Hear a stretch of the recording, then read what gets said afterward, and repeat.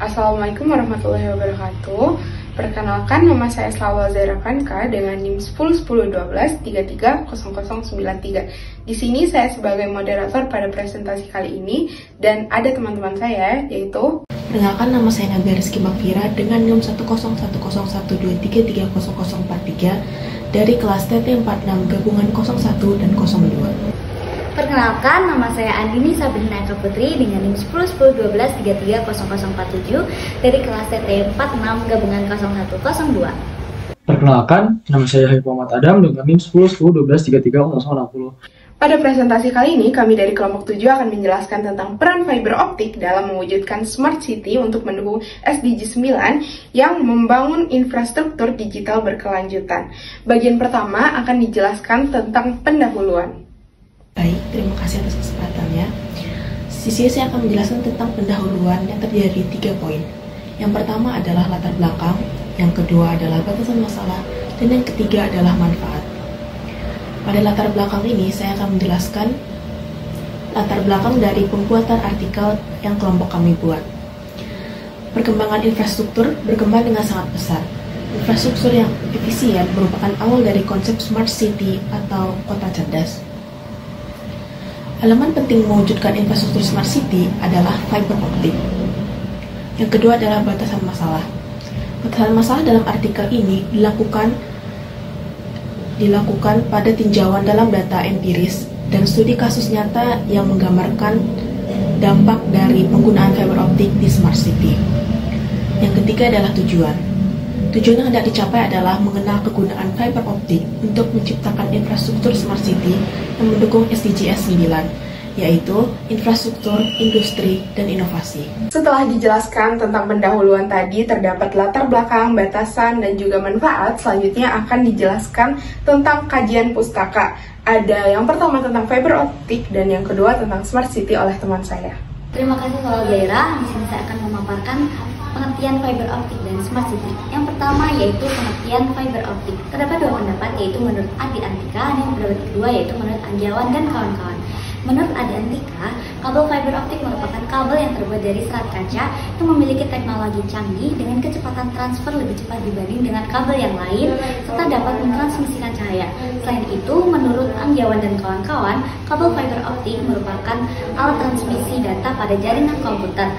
Berdasarkan kedua pendapat tersebut, dapat ditarik kesimpulan bahwa kabel fiber optik merupakan salah satu jenis kabel yang mentransferkan data lebih cepat dibandingkan kabel yang lain dan menggunakan teknologi transmisi cahaya. Oleh karena itu, fiber optik merupakan pilihan yang tepat untuk mengirimkan data jarak jauh yang cepat. Lalu, untuk Smart City, pengertian Smart City sendiri adalah kota yang mengintegrasikan teknologi informasi dan komunikasi dalam tata kelolanya.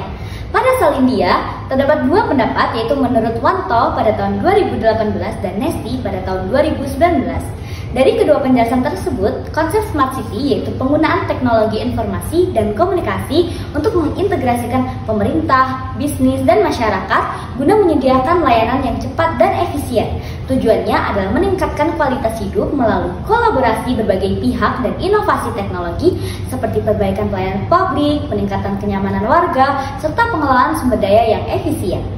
Selanjutnya ada analisis, akan dijelaskan kembali oleh teman saya. Di sini saya sebagai pemateri ketiga akan menjelaskan bagian analisis atau bab 3. Nah, di bab 3 ini saya bagi menjadi 2 poin, yaitu poin pertama membahas tentang pentingnya serat optik di kota cerdas. Poin kedua membahas tantangan serat optik di kota cerdas. Nah, pada poin pertama disebutkan serat optik ini sebagai jaringan utama. Mengapa disebut sebagai jaringan utama? Karena serat optik ini merupakan komponen penting dalam mendukung infrastruktur jaringan yang ada di kota cerdas.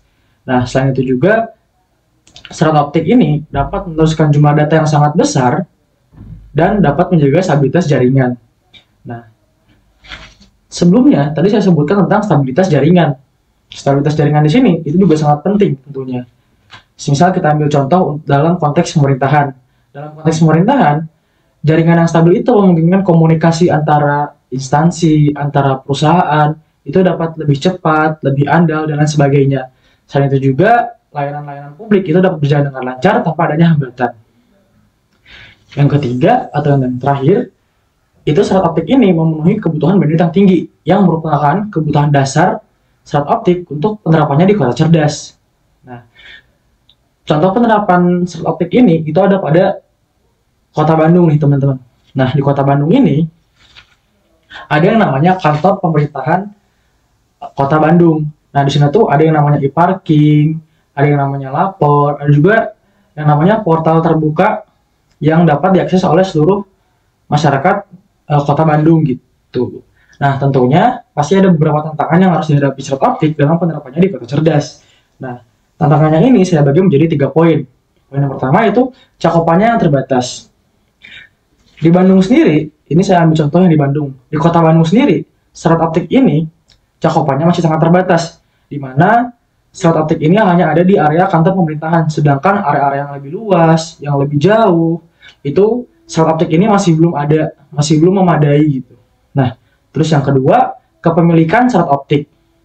Di Bandung sendiri, sebagian besar serat optik itu masih dimiliki oleh pihak swasta, sehingga pihak pemerintah itu memiliki kendali terbatas dalam menggunakan serat optik untuk penerapannya di kota cerdas. Dan yang terakhir itu biaya. Tak dapat dipungkiri, biaya ini menjadi masalah utama penerapan serat optik di kota cerdas.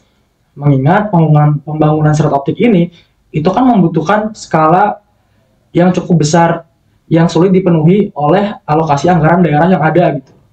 Nah, hal ini tentunya perlu ada upaya lebih lanjut dari pihak pemerintah. Nah, hal ini bisa dilakukan dengan cara mencari dana alternatif, semisal dengan cara menggunakan kemitraan publik swasta atau PPP, atau juga bisa dengan kerjasama antara pihak swasta dengan pihak pemerintahan gitu. Dan yang terakhir, bagian keempat, yaitu simpulan dan juga saran. Untuk simpulan, berdasarkan analisis dapat disimpulkan bahwa fiber optik merupakan tulang punggung dalam mendukung konektivitas yang cepat, aman, dan juga handal, khususnya dalam konteks smart city. Teknologi ini memungkinkan pengembangan layanan publik seperti pada rumah sakit ataupun pada pendidikan jarak jauh. Dengan infrastruktur yang dibangun melalui fiber optik, kota-kota dapat lebih efisien dan berkelanjutan dalam menyediakan layanan publik, sehingga berkontribusi baik pada pencapaian tujuan pembangunan berkelanjutan SDGs 9. Namun, pengembangan fiber optik di Indonesia sendiri itu masih sangat jarang dilakukan. Akan tetapi, pengembangan ini sudah dibuktikan dapat diimplementasikan di salah satu kota di Indonesia, yaitu Kota Bantul, menunjukkan potensi besar dari konektivitas yang tinggi dapat meningkatkan efisiensi dan pelayanan publik di berbagai bidang. Dengan mengatasi tantangan tersebut, Indonesia dapat lebih optimal dalam mengembangkan smart city dan memanfaatkan teknologi informasi untuk kemajuan daerah. Selanjutnya yaitu saran yang dapat dilakukan. Untuk saran yang dapat diberikan untuk peneliti selanjutnya dalam mengatasi tantangan pengembangan jaringan fiber optik dalam mendukung smart city di Indonesia, yaitu dapat mengeksplorasi bagaimana teknologi Internet of Things atau IoT yang didukung oleh fiber optik dioptimalkan dalam sektor-sektor seperti pada transportasi, energi, dan juga keamanan kota. Selain itu diperlukan kajian mendalam tentang strategi mengatasi kendala geografis dan keterbatasan infrastruktur, terutama di daerah terpencil ataupun pulau-pulau kecil di Indonesia. Dan yang terakhir ini adalah beberapa referensi yang kami ambil dalam presentasi kami kali ini. Mungkin sekian presentasi dari kami, lebih dan kurangnya mohon maaf. Wassalamualaikum warahmatullahi wabarakatuh.